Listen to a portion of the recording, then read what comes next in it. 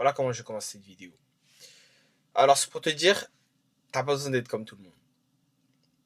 Et j'ai pas ça dans un sens où il faut que tu sois différent des autres, il faut que tu sois seul au monde.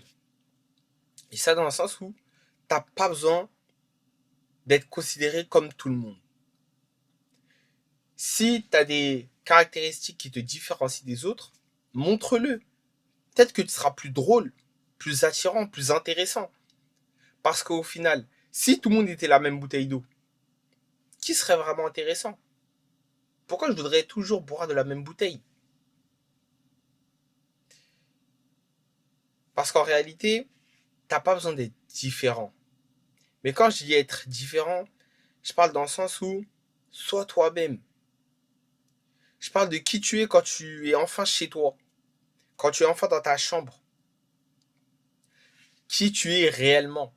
Parce qu'en fin de compte, ça sert à quoi de vivre une vie où tu vas juste essayer de performer pour les autres? Juste essayer de montrer que, ouais, je suis nonchalant, ouais, moi personne ne me fait peur, ouais, j'ai aucun sentiment, j'ai aucune émotion. Au final, tu vis pas. Et le seul moment où tu vis, c'est t'es chez toi. Mais t'es chez toi, t'es tout seul. Et l'être humain, il a besoin de communiquer. On est une bête sociale. Alors on a besoin de communiquer, on a besoin de parler avec des gens. Alors pour créer ce lien, si tu veux que ce lien il soit réel, parce que je vois beaucoup de personnes dire ouais, il te faut des vrais amis, il te faut des vrais amis. Mais tes vrais amis, tu les trouves en étant toi-même, pas en créant une image, pas en créant une personne que tu n'es pas. Parce que quand tu essayes de performer pour les autres, ça se voit. Et si ça se voit pas, t'attires les mauvaises personnes. Parce que je vois beaucoup de personnes se plaindre de ouais, je trouve pas de bon ami, ouais, cette personne elle m'a fait ça, ouais, cette personne m'a planté un couteau dans le dos, ouais, cette personne elle a profité de ma gentillesse. Mais ma question c'est, est-ce que tu as montré qui tu étais dès le début?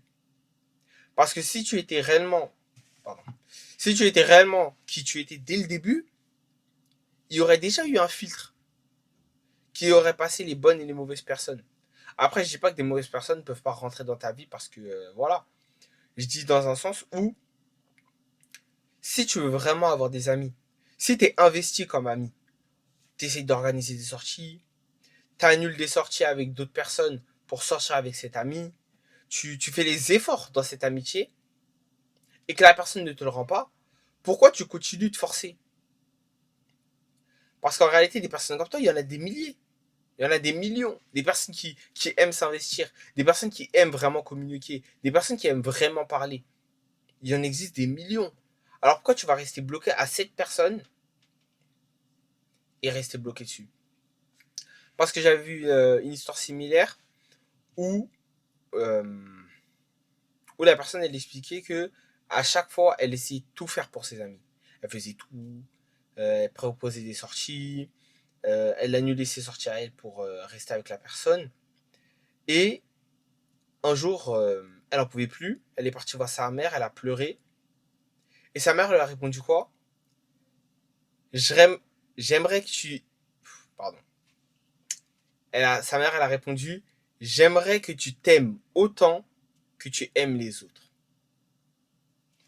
Et cette phrase, je pense que c'est une des meilleures phrases possibles.